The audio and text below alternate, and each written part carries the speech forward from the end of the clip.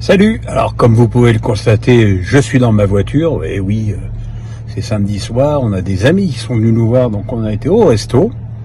Ce qui ne m'empêche pas d'avoir suivi avec ferveur cette première vraie journée des Jeux Olympiques qui a commencé de manière étincelante pour l'équipe de France avec la victoire du rugby à 7, avec un Antoine Dupont qui est d'ores et déjà une des stars du jeu, des JO, qui a fait exploser une équipe de Fidji qui était quand même invaincue. Il restait sur 2 médailles olympiques d'or. Et là, ils ont pris une grosse fessée en finale avec une action extraordinaire de Dupont sur le côté gauche qui envoie un coéquipier à l'essai, et puis 2 autres essais de plein de malice et de puissance du même Dupont. Et très franchement, une belle victoire pour cette équipe de France, très séduisante et très émouvante dans sa joie. Alors il y a eu des médailles, il y a eu une médaille en escrime, il y a eu 2 médailles en judo, mais bon, je peux pas être partout, et puis comme je vous l'ai dit, j'y connais pas grand chose non plus. J'ai regardé l'équipe de France de basket, qui a gagné de 12 points contre le Brésil. Alors évidemment, comme elle restait sur 4 défaites consécutives dans les matchs amicaux, on va dire qu'il y a du mieux. Mais bon, j'ai du mal à voir cette équipe rivaliser avec les meilleures nations et être capable de faire une médaille. Il y a trop de joueurs trop discrets dans cette équipe. Gobert sur le plan offensif, De Colo, Fournier, même si c'était mieux que les matchs amicaux, c'est quand même pas encore le grand Fournier, et puis il joue assez peu. Heureusement, il y avait Nico Batum qui a mis 19 points et qui a été finalement à droit dans les très bons moments à 3 points.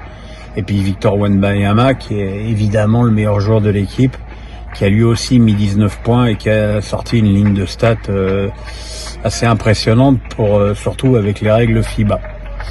Voilà. Et puis ce soir, on est revenu à nos premiers amours. Alors j'ai pas vu la défaite des Français en handball, puisque c'était en même temps que le match de foot, et j'avais que 2 yeux.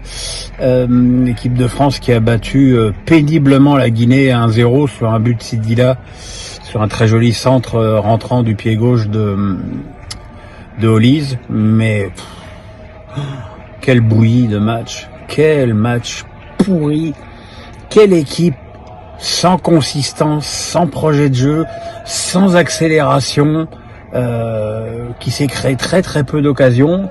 Il y a des joueurs dont j'ai un peu de mal à comprendre ce qu'ils font là. Mateta, Chotard, je suis désolé, mais c'est quand même très très moyen pour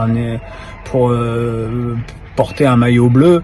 Et je pense que Doué pourrait peut-être même prétendre à jouer à sa place, même dans une position plus reculée. Voilà. Et en plus, en première période, l'arbitre a refusé 2 buts hors jeu aux Guinéens. Alors le premier, pourquoi pas, le deuxième de la tête d'Abdoulaye Touré, fallait vraiment, comme on n'a pas vu le ralenti, on sait pas, mais enfin, ça, plus une tête lobée sauvée sur sa tête, sur sa ligne par Loukeba, ça fait quand même beaucoup pour un seul match. Mais bon, à l'arrivée, ça fait 6 points en 2 matchs. Ça, on va pouvoir faire tourner pour le 3e et préparer au mieux la suite pour des Bleus qui devront faire aussi beaucoup mieux que ça pour espérer faire une médaille. Voilà, écoutez, j'avoue que je vais un peu me laisser porter au gré de ces JO. Je sais pas trop de quoi je parlerai. Ah si, je voulais quand même aussi faire un petit coucou, un petit big up à Alcaraz et Nadal qui ont gagné en double contre une paire argentine qui est quand même une classée tête de série numéro 6. Alors, ça n'a de double que de nom, parce qu'en fait les 2 restent au fond de cours et envoient des parpaings.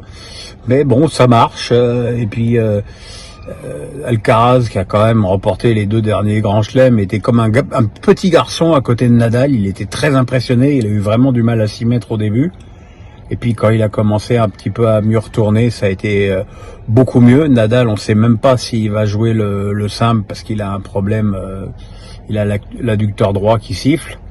Et je pense que il est tout à fait conscient qu'il a plus de chances de faire une médaille en double avec Carlito qu'en simple, surtout que le deuxième tour sera contre Djokovic. Et puis ça voudrait dire que Djokovic aurait encore un tour, passerait encore un tour facile contre un illustre inconnu. Mais bon, avec Djoko, on commence à avoir l'habitude. Voilà, ça c'était ma petite vacherie du soir. Voilà les amis, je peux pas vous dire on fait le pouce, mais parce que je tiens mon portable avec mes mains. On s'abonne et on n'oublie pas d'actionner la cloche. Salut!